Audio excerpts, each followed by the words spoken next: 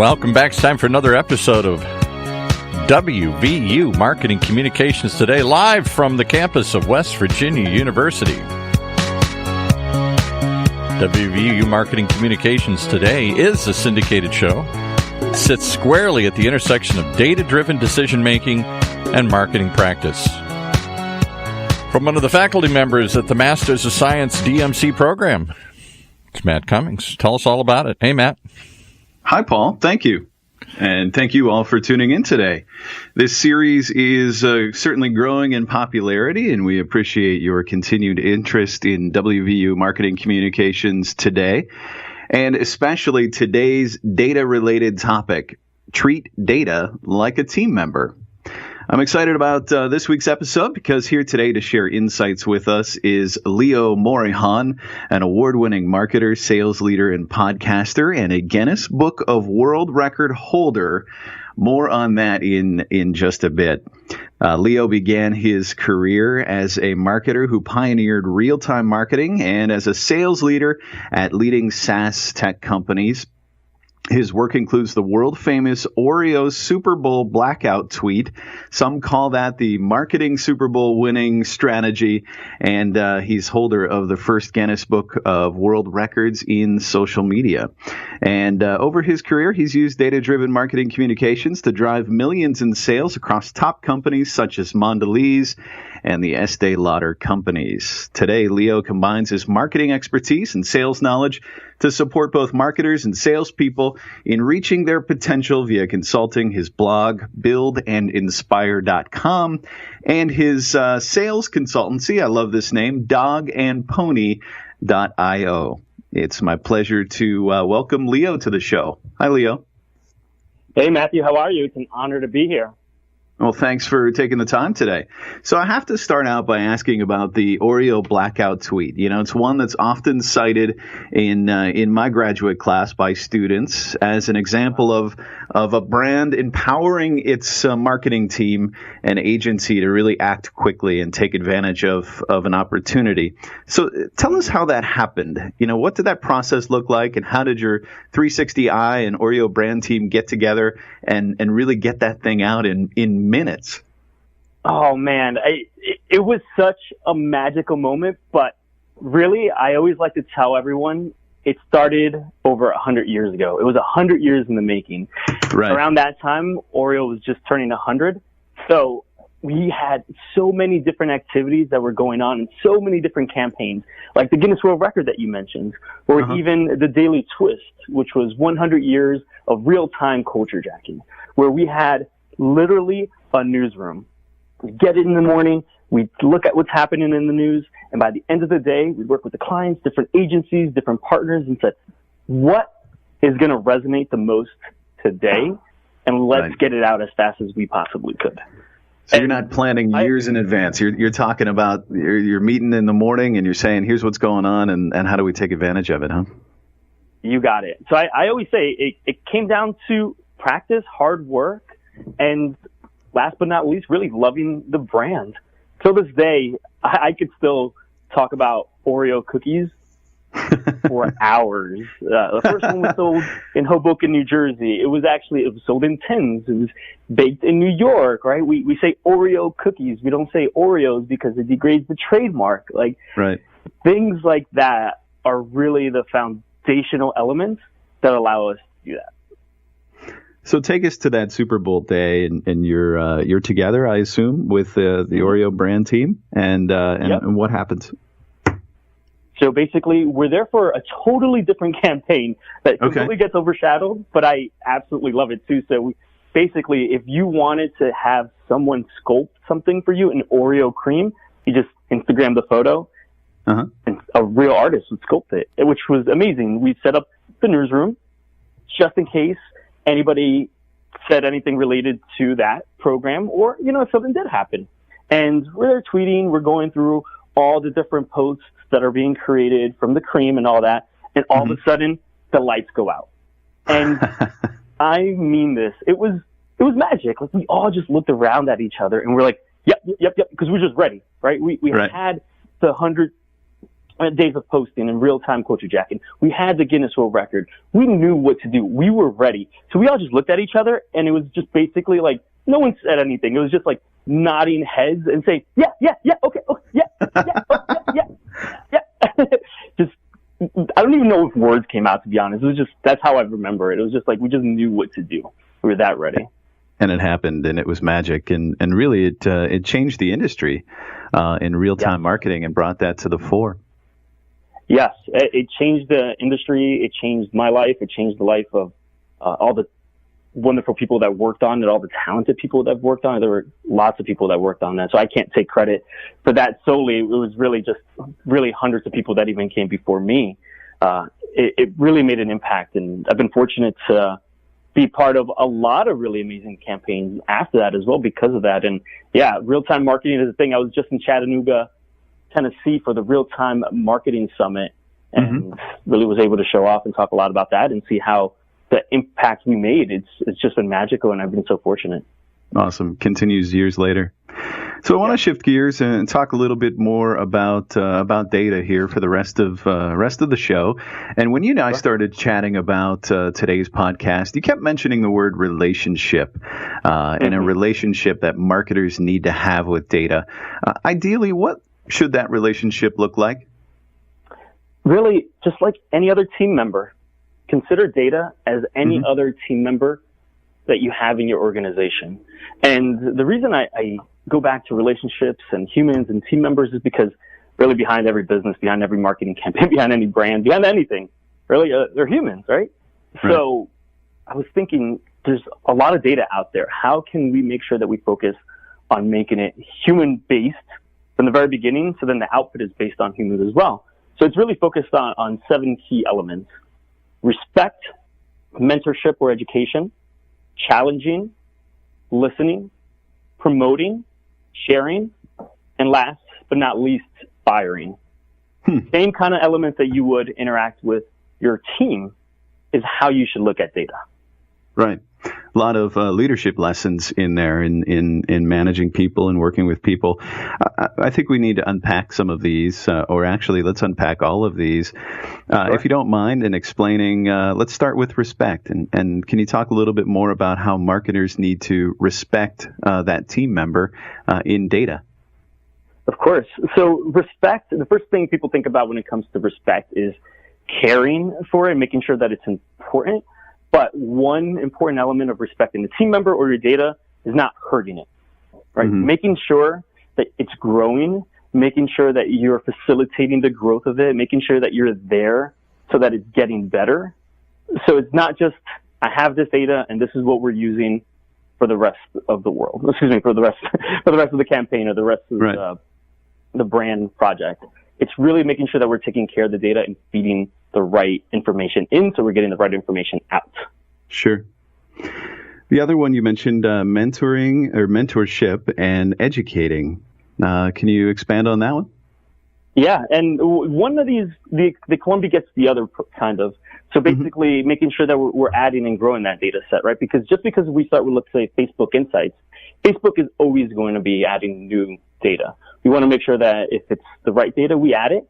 If it's not the right data, we don't add it. So we want to make sure that we're growing. The data set that we start with today or that we started with yesterday should not look the same tomorrow. It should grow. And you should think about the different areas, right? Like we've seen different brands using even like weather data to understand when perhaps their delivery service business is actually going to grow.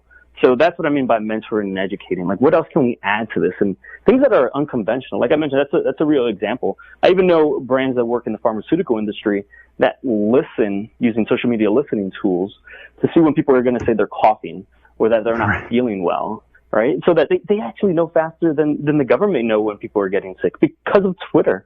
It's that mentorship and that's educating to the data set. You also mentioned challenging, and I know data is a topic that we dissect here on this program all the time, and it's a challenge for marketers, but that's not really what you mean here, right? No. I mean, basically, question it. Is this right? Right? Is this what we should be doing? It's not following that blindly. you want to make sure that you're questioning it. Should we be doing this? Does this make sense? Do we have the right data set? And that's something you can do with your team too. And it's not always, what you say is how you say it when it comes to a human being, but it is a lot easier. They don't have emotions. So you always want to create that friction and say, is this what needs to be happening? Mm-hmm. What about listening? Listening really comes down to making sure you actually use it.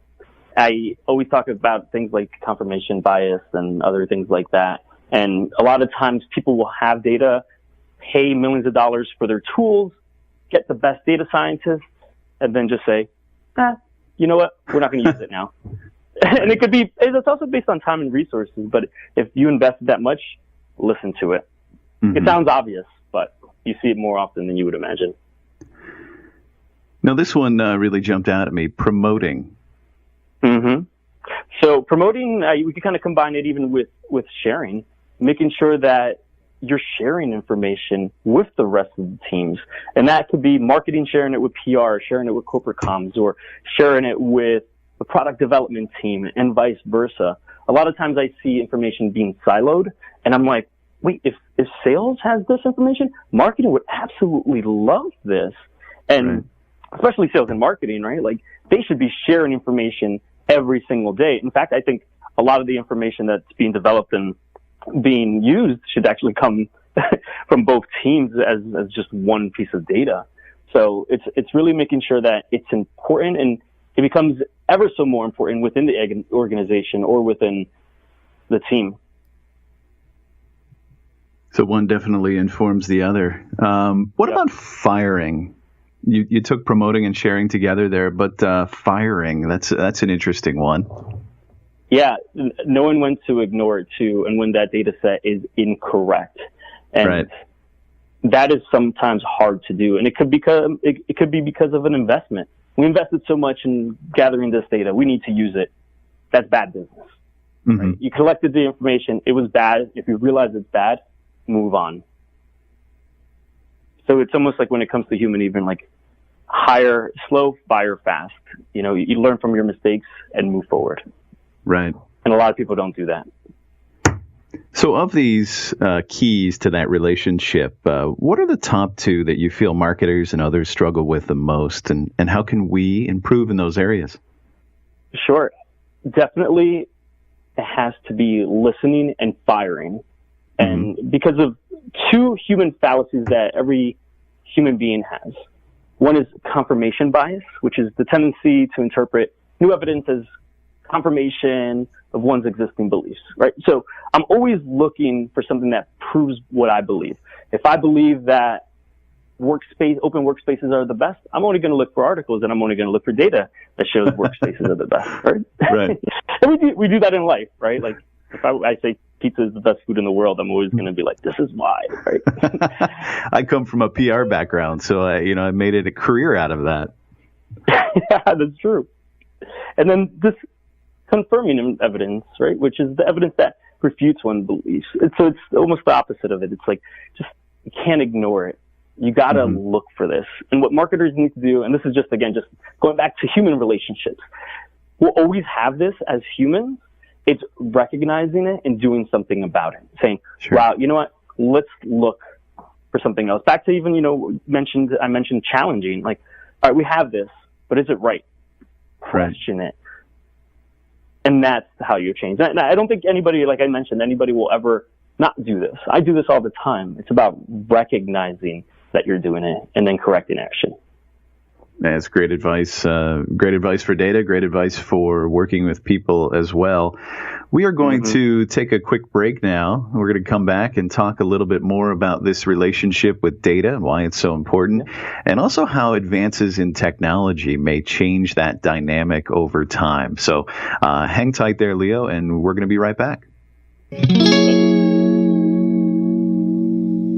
And yes, we will have to remind you all about West Virginia University's online data marketing communications program. It's the first graduate program of its kind in the country, focusing on strategic thinking, critical problem solving, and informed decision making using data.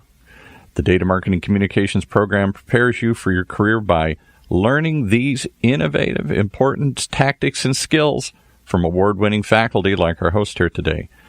It's easy to find out more. Simply go to the website, dmc.wvu.edu.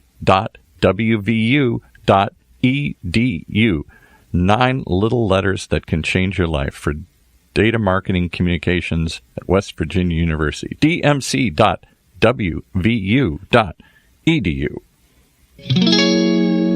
And now back to Matthew, who understands how to interpret all this code that I'm always throwing out here, all these letters and acronyms here. There's IMC, Integrated Marketing Communications. There's DMC, Data Marketing Communications. And underneath each of those, hundreds and hundreds of other acronyms. And what is the difference, real simply, between the IMC program at your school and the DMC program, the data marketing and the integrated marketing? Really just the focus. So the focus of one is IMC. The other is marketing communications with just more of a data focus. Both are Master of Science programs. So that's really, it really just depends on the direction. And are they on campus or online, or how do people take those classes? Both are exclusively online. So students from around the country and around the world. If you were going to learn how to do online communications, why would you sit in a classroom to do it, right? Exactly. Leo and I aren't sitting next to each other right now, but we're having a great conversation. That's the point of the whole story here. Well, I look forward to carry on. Sounds good. Thank you, Paul. Again, you're listening to WVU Marketing Communications Today. Our guest today is Leo Morejon, award-winning marketer, consultant, blogger, and owner of dogandpony.io. Let's jump right back into it. Before the break, Leo, we talked about the keys to a solid marketer and data relationship. Beyond developing that relationship with data, what other areas should marketers focus on to improve their use of data and the information that it provides? Have the right tools for the right situation and the right vertical. Having the right tools is number one. Right? Mm-hmm. From everything being able to collect data, to be able to analyze that data, to be able to go ahead and share and visualize that data. That is number one. With the technology that exists today, we could do things we couldn't even do 5 years ago. Right? Humans can't process the amount of information that we have or analyze the amount of information that we have. And one of the things as someone who used to sell marketing and data technology as well, I always focused on even just using the right words internally with your team and externally, or even when you're sourcing a tool. For instance, a lot of times people like to say analytics, but there's a big difference between analytics and data. Data being just the raw numbers, and analytics being that processing and information and understanding of what that data means. And a lot of tools will say they have analytics, but they really just have data. So it's really having the tools and using them correctly. So you mentioned that technology, and our industry, as you know, and as everyone listening knows, is constantly changing. So will marketers' relationship with data also change then based on these new advancements, and talking about things like AI and machine learning and so on? 100%. Yeah. It is changing today. It's been changing. It's going to change. AI, I still get a question if AI, artificial intelligence, is a buzz term. It is absolutely not. It will make an impact on every single aspect of our lives, and especially as marketers, being able, like I mentioned before, being able to collect data, understand data, analyze that data. And in the past, we had algorithms where we'd ask questions to the data and really just get those answers. With AI will generate its own questions and its own aspects and its own way to look at things. And that is changing everything. We often say we don't know what we don't know, but with AI, it knows what it doesn't know and then asks the right questions, right? You got it. That's a really good way to put it. It knows what we don't know, and then it presents it to us. Yeah, it's fascinating. And so you feel that changes the relationship for the better? Yeah, 100%. Not even feel. I know based on studies and everything where data that would take years upon years, hundreds of years, really, AI, machine learning, and other pieces of technology related to artificial intelligence could crunch that data within weeks, days, hours that a human would it'd be impossible to do. And that's happening today. So there's a lot here. What's an area that you would tell everyone in data or in marketing that they need to focus on? What's the priority here starting today? The artificial intelligence and machine learning in every aspect of artificial intelligence. So machine learning is just... How did I know you'd say that? It's changing the future. Sure. It's making an impact everywhere, right? So, yeah, if you could understand that. And here's the thing. Right now, AI is not intelligent enough to replace a human. And a lot of what we call knowledge workers, right? Like data scientists, marketers, and such like that. But it is there to provide suggestions, right? So humans need to understand why this piece of information was shared by the AI and then make a judgment on it. They need to understand how it works, how to feed it correctly, how to essentially have a good relationship with the AI and machine learning. And machine learning is something that's been around for over like 20, 30 years too. Yeah. So in many ways, this isn't new technology. It's now finally coming to the forefront. So something that we like to do in our master's courses is really look at case studies and look at brands that are doing this well. There's a lot to learn from that. So who is doing this well, treating data as that valued and trusted team member in a powerful way? Netflix, hands down. Netflix is my favorite. It's the darling when it comes to data, and you see it. Look at all the fantastic shows. Look at how fast they're growing. They look at everything from ratings to what people are searching to the dates and times things are being watched to the length. I even heard rumors that they would look at illegal downloads of websites through BitTorrent and such. And that is one of the ways that they decided what to produce. So this is just an example. I don't know if they did this for Full House, but perhaps they looked at BitTorrent and saw, wow, people are downloading Full House a lot.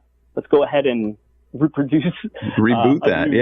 Yeah. So, and like I said, I don't know if that was done with Full House specifically, but I've heard that's what they cut it out, right? Like, yeah, cut it out. Well, Uncle Jesse over there. It is. Just looking at that, right? So, like, what excites me is those kind of things, like looking at the weather for the delivery, looking at people coughing on Twitter, things that you will never ever think about, but is data that is out there. That excites me, and Netflix is doing that. Anybody else? Amazon.